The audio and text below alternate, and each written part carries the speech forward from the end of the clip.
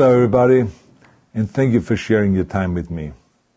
I'm sending this message through various different channels to reach my dear Russian friends and the Russian soldiers serving in Ukraine. I'm speaking to you today because there are things that are going on in the world that are being kept from you, terrible things that you should know about. But before I talk about the harsh realities, let me just tell you about the Russian who became my hero. In 1961, when I was 14 years old, a very good friend of mine invited me to come to Vienna and to watch the World Weightlifting Championships.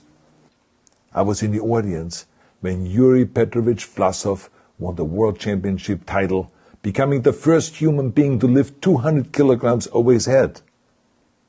And somehow a friend of mine got me backstage.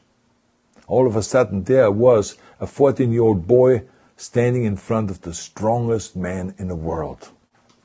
I couldn't believe it. He reached out to shake my hand. I still had a boy's hand. He had this powerful man's hand that swallowed mine. But he was kind, and he smiled at me. I will never forget that day. Never. I went home and I put his photo above my bed to inspire me when I started lifting weights. My father told me to take down that picture and to find a German or an Austrian hero. He got really angry, and we argued back and forth. He didn't like Russians because of his experience in the Second World War. You see, he was injured at Leningrad, where the Nazi army that he was part of did vicious harm to the great city and to its brave people. But I did not take the photograph down, no, because it didn't matter to me what flag Yuri Vlasov carried. My connections to Russia didn't stop there, by the way. Oh, it actually deepened when I traveled there with bodybuilding and for my movies and met all my Russian fans. And on one of those trips, I remember, I met Yuri Vlasov once again. It was in Moscow during the filming of Red Heat, which was the first American movie allowed to film in Red Square. Now, he and I spent the whole day together. He was so thoughtful, so kind, and so smart, and, of course, very giving. He gave me this beautiful blue coffee cup. And ever since then, I've been drinking my coffee out of every morning. Now, the reason why I'm telling you all of those things is that ever since I was 14 years old, I've had nothing but affections and respect for the people of Russia. The strength and the heart of the Russian people have always inspired me. And that is why I hope that you will let me tell you the truth about the war in Ukraine and what is happening there. No one likes to hear something critical of the government, I understand that. But as a longtime friend of the Russian people, I hope that you will hear what I have to say. And may I remind you that I speak with the same heartfelt concern as I spoke to the American people when there was an attempted insurrection on January 6th last year, when a wild crowd was storming the U.S. Capitol, trying to overthrow our government. You see, there are moments like this that are so wrong, and then we have to speak up. And this is exactly the same with your government. I know that your government has told you that this is a war to denazify Ukraine. Denazify Ukraine? This is not true. Ukraine is a country with a Jewish president, I might add, whose father's 3 brothers were all murdered by the Nazis. You see, Ukraine did not start this war. Neither did nationalists or Nazis. Those in power in the Kremlin started this war.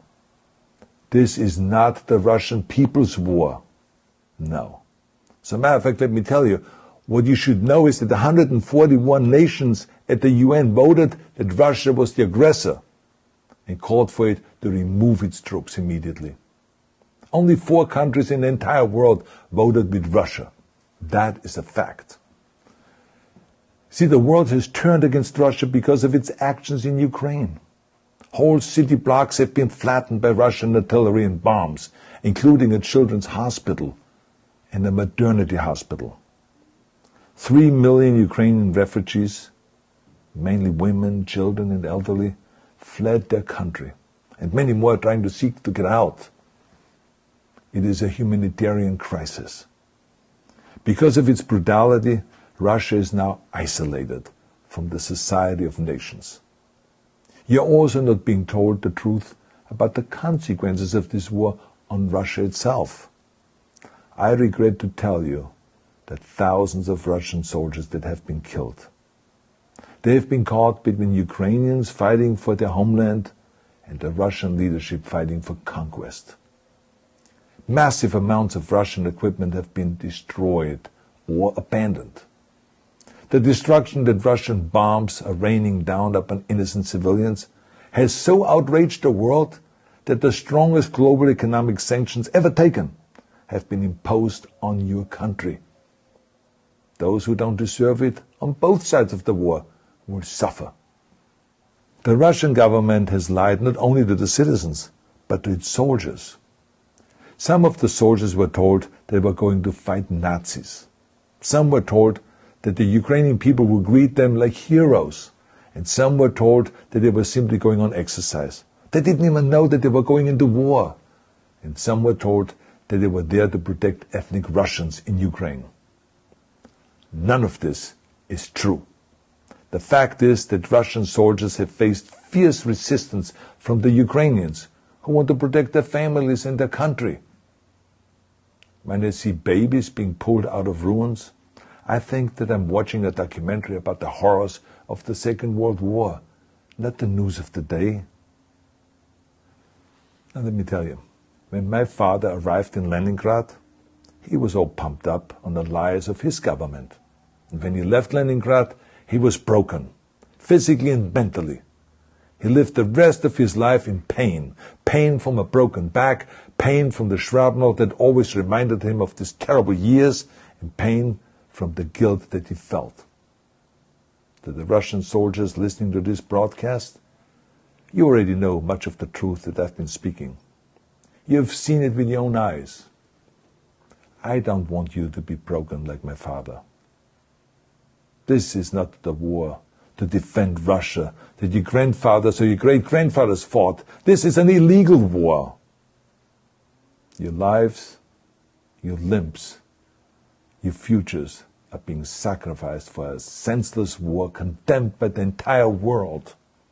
Now, to those in power in the Kremlin, let me just ask you, why would you sacrifice those young men for your own ambitions? To the soldiers who are listening to this, remember that 11 million Russians have family connections to Ukraine. So every bullet you shoot a brother or a sister. Every bomb or every shell that falls is falling not on an enemy, but on a school, or a hospital, or a home. I know that the Russian people are not aware of such things are happening. So I urge the Russian people and the Russian soldiers in Ukraine to understand the propaganda and the disinformation that you are being told. I ask you to help me spread the truth. Let your fellow Russians know the human catastrophe that is happening in Ukraine. And to President Putin I say, you started this war. You are leading this war. You can stop this war. Now, let me close with a message to all of the Russians who have been protesting on the streets against the invasion of Ukraine. The world has seen your bravery. We know that you have suffered the consequences of your courage. You have been arrested, you have been jailed, and you have been beaten. You are my new heroes. You have the strength of Yuri Petrovich Vlasov. You have the true heart of Russia. My dear Russian friends, may God bless you all.